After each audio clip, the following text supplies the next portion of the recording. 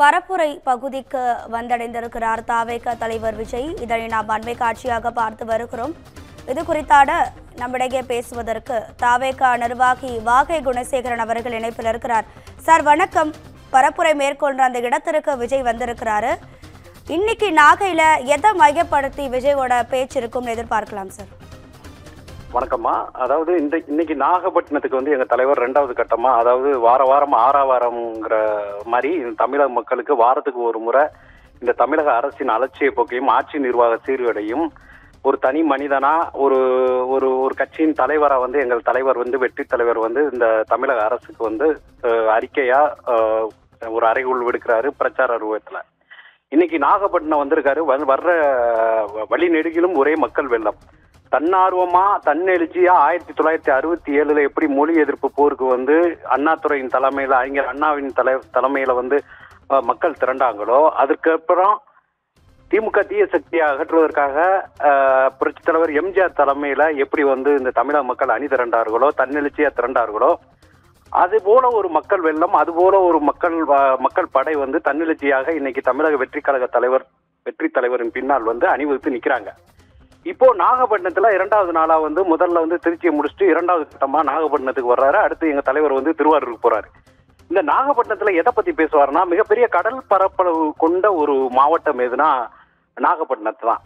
5 பூங்காக்கள் அமைச்சதுல அங்க வந்து கடலும் கடல் சார்ந்ததுக்கு உண்டான பூங்காவை வந்து தமிழக அரசு முன்னாடி காலத்துல அம்மா புரட்சி தலைவி ஜெயலலிதா காலத்திலேயே வந்து அங்க வந்து அமைச்சிருக்காங்க. அப்ப அங்க உள்ள மக்களுக்கு என்ன முக்கியம்னா, மீனவர்கள் தான், மீன்பிடி தொழில் தான் மிகப்பெரிய ஒரு முக்கியமான தொழில்.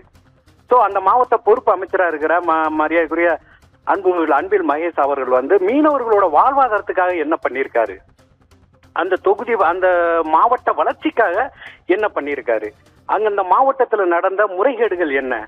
அதே மாதிரி திருவாரூருக்கு போகும்போது திருவாரூர்ல வந்து தொழில்துறை அமைச்சர் ஐயா டிஆர்பி ராஜா அவர்கள் வந்து இந்த தொழில் வளர்ச்சியில இந்த நாகப்பட்டினத்துக்கு வந்து என்ன பண்ணியிருக்காரு. இப்போ வெளிநாடு மூலமா போய் முதலீடுகளை ஈட்டு வந்தாங்களே, முதலீடை ஈட்டு கொண்டு வந்து தொழில்துறையிலே நாங்க அவ்வளவு உயர்த்தி இருக்கோம்னு சொன்னாங்களே, அவங்க வந்து அதை ஒரு வெள்ளை அறிக்கையை கொடுங்க. நீங்க தமிழக அரசு வந்து ஆட்சி நடத்துறீங்களா இல்ல காட்சி நடத்துறீங்களா அப்படிங்கிறது வந்து தமிழக அரசுக்கு வந்து ஒரு சம்மட்டி அடிக்கிறது மாதிரி ஒரு கேள்வி கணைகளால தன்னோட இந்த ஆட்சியின் அலங்கோல நிர்வாக சீர்கேடுகளை சுட்டி காமிச்சு ஒரு புயல் வீச்சா ஒரு பேச்சா தமிழக மக்களுக்கு வந்து ஒரு எடுத்துரைப்பாருங்கிற மாதிரி நான் நினைக்கிறேன். ஒரு தொண்டனா ஒரு தோழனா நான் நினைக்கிறேன். சார், நாகை மாவட்டம்ங்கிறதுனால மீனவர்களுடைய பிரச்சனையை பத்தி இன்னைக்கு விஜய் பேசுவாரு அப்படின்னு எதிர்பார்க்கிறேன் அப்படின்னு சொல்றீங்க. இணைப்புல வந்து ஏற்கனவே வந்து மதுரை மாநாட்டுல கச்சத்தீவை பத்தி பேசின உடனே இலங்கை பிரதமரே நேரம் ஓடி போய் கச்சத்தீவுக்கு விசிட் அடிச்சுட்டு வந்தாரு. கச்சத்தீவு வந்து எங்களுக்கு தான் சொந்தம், அதை நாங்க எந்த காலத்துல விட்டு கொடுக்க மாட்டோம்னு சொல்றாரு. ஆனா எங்க தலைவர் வந்து எங்க தலைவர் வந்து இத பேசாம விட்டுருந்தா அவர் வந்து இலங்கை பிரதமர் வந்து அங்க கச்சத்தீவுக்கு போயிருக்க தேவையில்லை.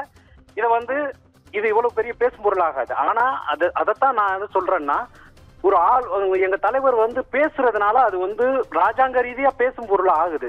ஒரு நாளைக்கு வந்து எங்க தலைவர் வந்து முதலமைச்சர் ஆகும்போது அது ராஜாங்க ரீதியான தொடர்பு கொண்டு கண்டிப்பா இழந்த கச்சத்தீவை மீட்டு கொடுப்பாரு. ஸோ கச்சத்தீவு மீட்பு, அதாவது மீனவர்கள் வந்து மீன் பிடிக்க போகும்போது பாதுகாப்பின்மை, அவர்கள் இலங்கை கடற்படையால் சுடப்படுவது, அவர்களுக்கு வந்து போதிய மருத்துவ அந்த உபகரணங்களுக்கு உண்டான அந்த ஃபர்ஸ்ட் எய்டு இதெல்லாம் வந்துட்டு போட்ல இல்லாதது, இதெல்லாம் வந்து அவங்க மானிய விலையில டீசல், இதெல்லாம் நிறைய விஷயங்கள் வந்து இந்த தமிழக அரசினோட கவனக்குறைபாடு, அலட்சிய போக்கு, இந்த நிர்வாக சீர்கேடு, இதெல்லாம் வந்து பத்தி பேசுறதுக்கு நிறைய வாய்ப்பு இருக்குன்னு நான் நினைக்கிறேன். நிச்சயமா சார். இணைப்புல வந்து உங்க கருத்துக்களை பகிர்ந்ததற்கு நன்றி. மிக்க நன்றி.